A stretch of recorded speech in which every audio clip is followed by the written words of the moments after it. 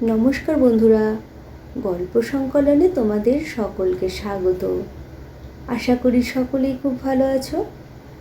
আমার আজকের গল্প পর্বত ও মুশিক, লিখেছেন হেমেন্দ্র কুমার রায়। গল্পটি তার কিশোর ভৌতিক সমগ্র নামক বইটি থেকে নেওয়া হয়েছে। শুরু করছি গল্প পর্বত ও মুশিক। কেউ কেউ বলে ভূতের গল্প ভালো নয়। কেন? ভূতের গল্পে নাকি থাকে ভূতের ভয়, এবং ভয় ব্যাপারটা ভীতু করে তোলে তোমাকে আমাকে। তাহলে বলি দাদা, মানুষের ভয় কি খালি একটা? রাত হলেই অন্ধকারের ভয়, শীত পড়লেই সর্দি কাশির ভয়, বসন্তকালে মারি ভয়, জলপথে ডুবে যাওয়ার, স্থলপথে গাড়ি চাপা পড়বার ও শূন্যপথে বিমান বিকল হওয়ার ভয়, এবং চুপ করে বাড়ির ভেতরে হাত পা গুটিয়ে বসে থাকলেও হঠাৎ বজ্রপাত, ভূমিকম্পের ভয়। এসবের উপরেও আছে অগুন্তি ভয়। সঠিক ফর্দ দাখিল করা অসম্ভব। কোন দিক সামলাবে? ভয় আছে মানুষের হৃদয়ের পরতে পরতে গাথা। তাকে এড়াবার চেষ্টা বৃথা। মারা পড়বার ভয়ে সৈনিকরা কি যুদ্ধে যায় না? ভয়কে দমন করে সাহস। যার সাহস নেই, ভূতের গল্প না শুনলেও সে হবে পয়লা নম্বরের ভীতু। কি বলছো? আমার আসল বক্তব্য কি? আরে ভায়া, ভূতের গল্পের বিরুদ্ধে তোমাদের নজিরগুলো শুনতে শুনতে অনেক দিন আগেকার একটা ঘটনা মনে পড়ে গেল। ঘটনাটা ঘটেছিল আমার জীবনেই। আমি ভূত মানি না, কিন্তু সেই ভয়াবহ ঘটনায় আমার সমস্ত সাহস উবে গিয়েছিল। ঘটনাটা শুনতে চাও? বেশ, শোনো তবে।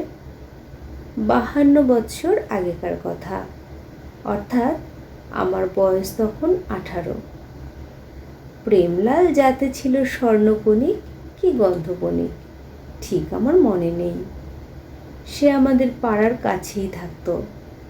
তার সঙ্গে কিছুদিন পর্যন্ত আমার বেশ দহরম মহরম ছিল, কিন্তু তারপর সে কোথায় হারিয়ে গেল এবং এখনও ইহলোকে টিকে আছে কিনা এসব খবর আমার জানা নেই। যখন এই প্রেমলালের বিয়ে হয়ে গেল 17 বছর বয়সে, তখন আমরা কেউই অবাক হলুম না।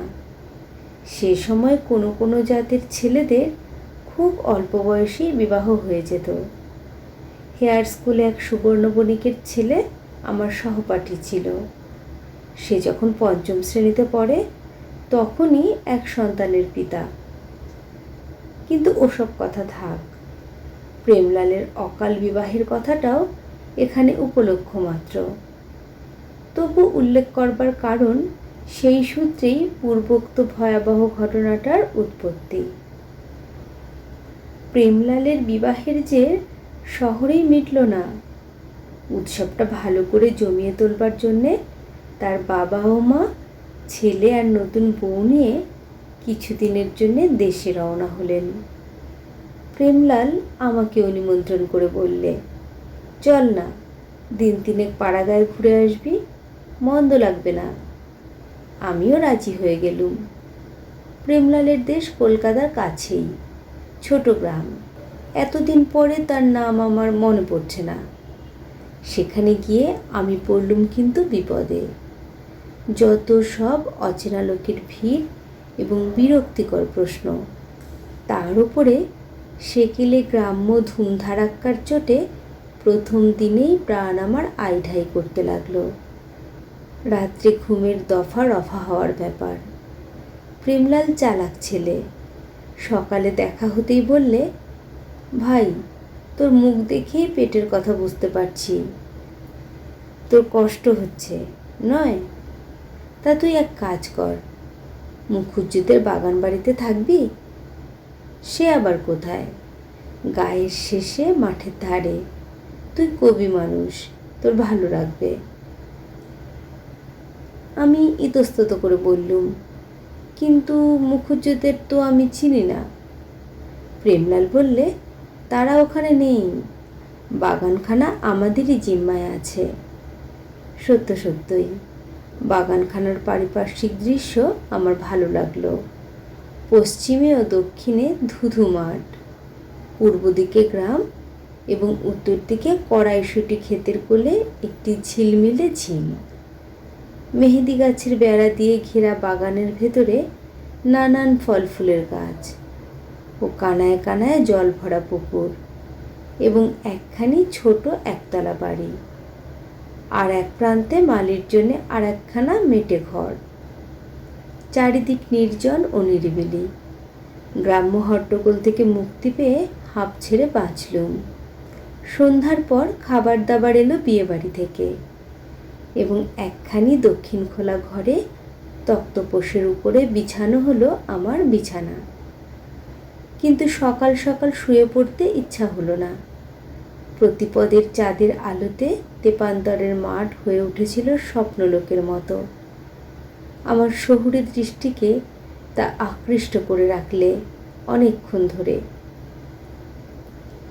গানের পাখিরাও কানে করছিল মধুবৃষ্টি। ঘরের কোণে বারান্দায় বসে এইসব দেখতে দেখতে ও শুনতে শুনতে বেশ একটু তন্দ্রার আবেশ এসেছিল, কিন্তু চটকা ভেঙে গেল শেয়ালদের হুক্কা হওয়া চিৎকারে। চাঁদ তখন বাড়ির ছাদের আড়ালে সরে গিয়েছে দেখে তাড়াতাড়ি ঘরে ঢুকে দরজায় খিল দিয়ে শুয়ে পড়লুম। জানালা দিয়ে আসছিল দক্ষিণের বাতাসের মেঠো উচ্ছ্বাস। ঘুমিয়ে পড়তে দেরি লাগলো না। আমার ঘুম বরাবরই সজাগ। কতক্ষণ ঘুমিয়েছিলুম জানি না, আচম্বিতে অজানা কারণে ঘুম গেল ছুটে। বিছানায় উঠে বসে কারণটা অনুধাবন করার চেষ্টা করলুম। ঝাঝা রাতে ঝিঝি পোকাগুলো খালি ঝিঝি করছে। গানের পাখিদের জলসা বন্ধ হয়েছে। বাতাসও আর গাছে গাছে সবুজ পাতার বীণা বাজাচ্ছে না। কিন্তু একটা শব্দ, সন্দেহজনক শব্দ শোনা যায়। বারান্দার উপরে কে পায়চারি করছে। অবাক হয়ে ভাবতে লাগলুম, চোর টোর নয়। চোর পায়ের শব্দে গৃহস্থকে জাগায় না। কোনো জন্তুর পায়ের শব্দ বলেও মনে হয় না। কিন্তু অজ পাড়া গায়ে এই নিশুতিতে মেঠো বাড়ির বারান্দায় বেড়াবার শখ হলো কার। আবার শব্দ। তারপর খানিকক্ষণ সব চুপচাপ। একবার উঠে দেখতে হয়তো।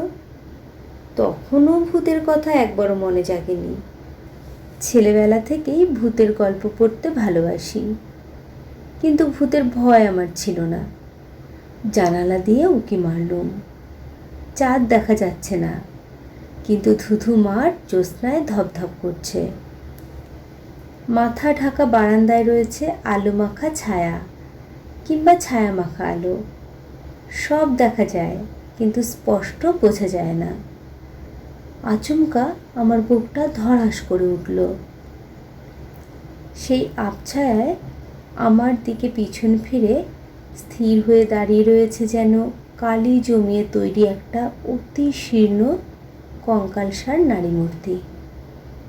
এটুকু আন্দাজ করা গেল, তার দেহের উপরার্ধ নগ্ন এবং মাথায় জট পাকানো চুলগুলো সর্প শিশুদের মতো কাঁধের ওপর ঝুলছে। সত্যই আমার গায়ে জাগলো রোমাঞ্চ। যেসব নিশীথ প্রেতিনীর কথা শোনা যায়, এ কি তাদেরই কেউ? তবু ভয়ে ভয়ে গলা তুলে জিজ্ঞেস করলুম, কে কে ওখানে? তৎক্ষণাৎ এমন বিদ্যুৎ বেগে সেই প্রস্তরস্থির মূর্তিটা ফিরে দাঁড়ালো যে আমিও সচমকে পিছু হটে জানালার কাছ থেকে সরে এলুম। মূর্তিটা আবার মুহূর্তকাল স্থিরভাবে দাঁড়িয়ে রইল। লক্ষ্য করলুম সে আমার দিকেই তাকিয়ে আছে। মনে হলো অন্ধকারের ভিতর থেকে দুটো ক্ষুধিত চক্ষু যেন জ্বলজ্বল করে জ্বলছে। যদিও আমি বদ্ধতার ঘরের মধ্যে আছি, তবু নিজেকে কি অসহায় বোধ হতে লাগলো। বাইরে যে অমন মাঠ ভরা চাঁদের আলোর জোয়ার, তাও যেন আমার চোখের সামনে ডুবে গেল অমাবস্যার গহন আধারে। তারপরেই যেন শিকার খুঁজে পেয়ে সেই বিভীষণ মূর্তিটা তীব্র স্বরে খিলখিল করে হেসে উঠল এবং পায়ে পায়ে জানালার দিকে এগিয়ে আসতে লাগলো। আমি আর সহ্য করতে পারলুম না। বেগে দৌড়ে গিয়ে দড়াম করে জানালা বন্ধ করে দিলুম, কিন্তু বাইরে থেকে আর কোনো সাড়া পাওয়া গেল না, না হাসির না পায়ের শব্দ। বাকি রাতটা জেগে জেগেই কেটে গেল। অবশেষে ভোরের পাখিদের বৈতালিকি শুনে আশ্বস্ত হয়ে দরজা খুলে বেরিয়ে এলুম। সন্তর্পণে এদিক ওদিক খুঁজে দেখলুম, কিন্তু সূর্যোদয়ের সঙ্গে সঙ্গে অদৃশ্য হয়েছে সেই নৈশ অপচ্ছায়া। চিৎকার করে মালিকে ডাক দিলুম। মালির কথায় সমস্ত রহস্য পরিষ্কার হয়ে গেল। পর্বতের মুশিক প্রসব। এই গায়েরই এক বাগদি জাতের পাগলি ঘুরে বেড়ায় হাটে মাঠে ঘাটে। রাত্রে মাঝে মাঝে বাগানের বেড়া পেরিয়ে বারান্দায় উঠে শুয়ে থাকে। গল্পটি শুনে তোমরা হয়তো বলবে বহারম্ভে লঘুক্রিয়া, কিন্তু এ গল্পের মরাল হচ্ছে ভূত নেই বললেই ভয় যায় না। আমার অবস্থায় পড়লে তোমরা কি করতে সেইটা একবার ভেবে দেখো।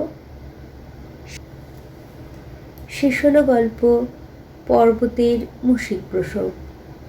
গল্প পাঠ ভালো লেগে থাকলে চ্যানেলটিকে একটি লাইক করো, সাবস্ক্রাইব করে পাশে থেকো। সকলেই সুস্থ থেকো, ভালো থেকো। অনেক ধন্যবাদ।